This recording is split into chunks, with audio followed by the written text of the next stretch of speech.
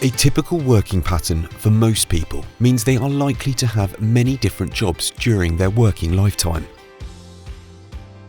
It is also common to have various pension arrangements from the time in each job. So people can end up with multiple pension pots scattered around and without any form of joined-up strategy towards them. This is because the pensions have not been coordinated around a specific approach, but simply accumulated with jobs. This, or something similar, may represent your position, and if it does, you may wish to consider consolidating your pensions.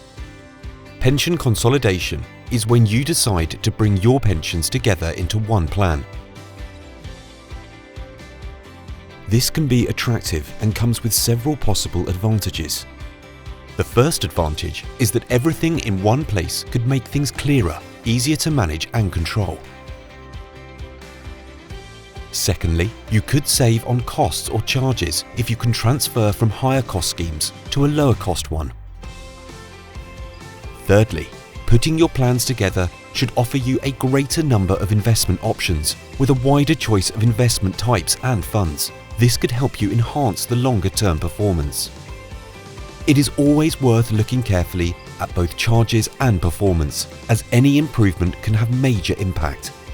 Take the example of a pension which has £10,000 as its current value, with charges attached to it of 2% per year. In the future, it produces an investment return of 4% per year.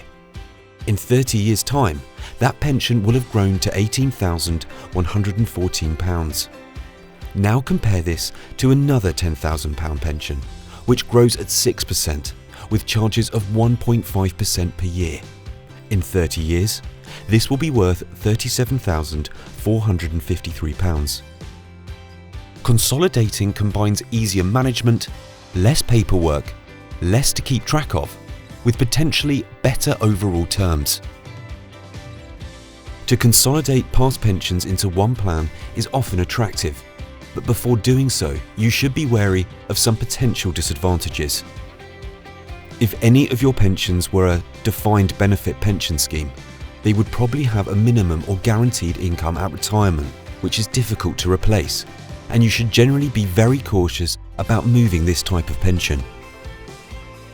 In a similar way, some older schemes, regardless of their type, may have other forms of guarantee, which could be valuable.